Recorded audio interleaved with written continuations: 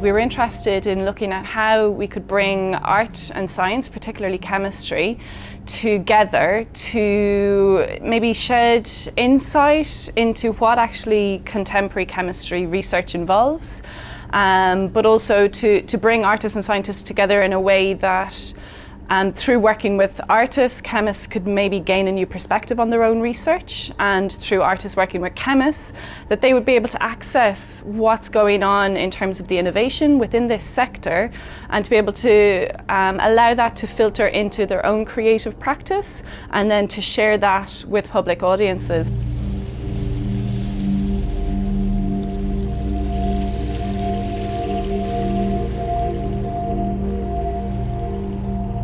Part of the role of ScotCHEM is the public engagement.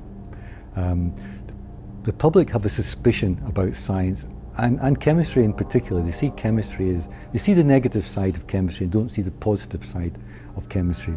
So I think by engaging with the public in this way, in an unexpected way, it gets people to realise that chemistry is creative and is positive.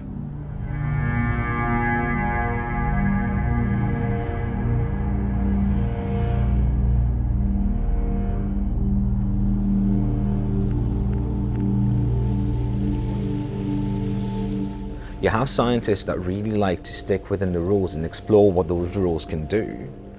But you also have a lot of researchers that are all about trying to break those rules, but trying to go beyond what we understand are the rules that govern our natural world. And in doing that, there is an artistic process where it is the own interpretation of the scientist which comes to play. And in that way, I see science and artistry as being very, very, very similar indeed.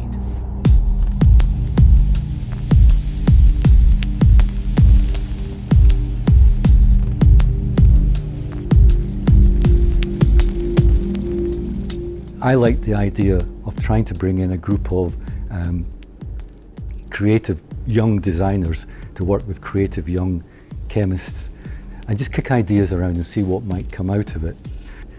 When they came in, you could see the chemists looking at the art and design folk, and they were equally suspicious of the chemistry folk. This is why we're working with them.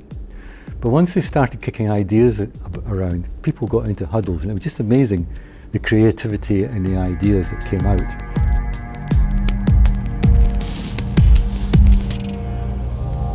There's definitely things I would never have thought of, looked into, or come up with in this context that Honza did.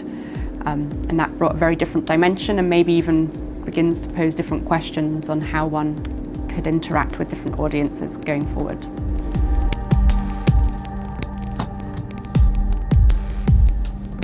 So my project was following actually my artistic practice, which is divided between ceramics and photography.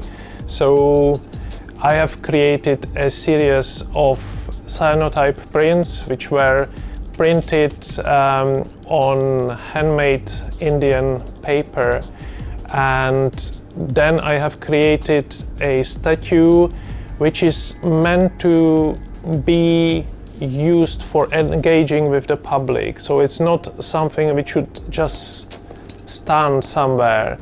So while the statue is there to interact with people, the photographs tells the story of the statue, how it became actually alive, how it happened.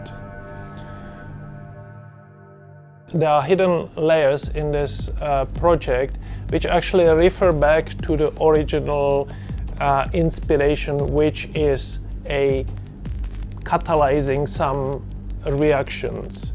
If you think about it in basic terms, there is a reaction and there is a catalyst. In Amanda's actually project, you take some molecule and you insert it inside of the protein. And this idea of something with holes and something else which fills the holes and changes it forever has been replicated in the statue. And there are the messages which can be inserted into these holes. and it doesn't make any difference for the statue, but it will make difference for those people.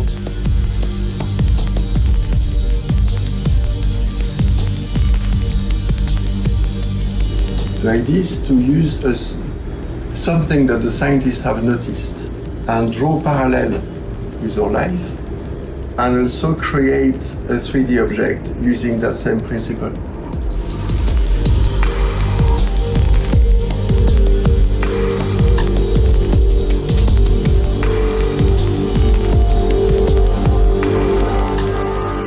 That piece of art just makes me think of my own work, because it is such a good representation of what I am trying to delve into as a scientist. It was all about disorganized molecules in crystals. And it was all about the fact that when you have an imperfection in a system, it looks first as an imperfection, but it makes the system more resilient, and it allows the system more flexibility.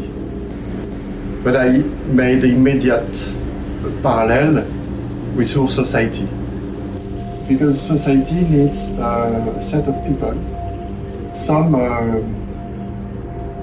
will play the imperfection, or they appear imperfect, but their imperfection makes the whole system better.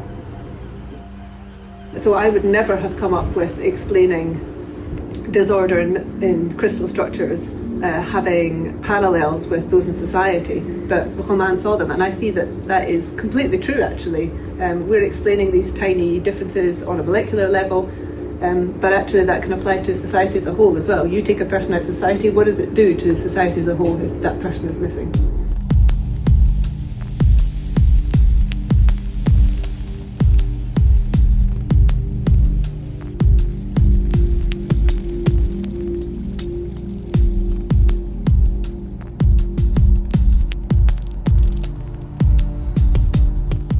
I mean, I was so dismissive of the whole thing to start with. I freely admit that. I was really very dismissive, and I used the word pretentious nonsense several times before I actually started the project. But my mind has been changed, and I really think it's been an important learning experience for me. I hope that Romain has got as much out of the experience as I have.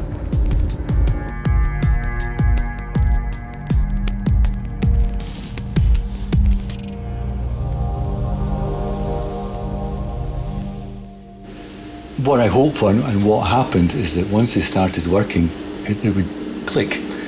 Because scientists are also creative, and people forget that. There's a creativity involved in science. And so getting the two sides to work together was just fun. It's stimulating, and interesting ideas come out of it.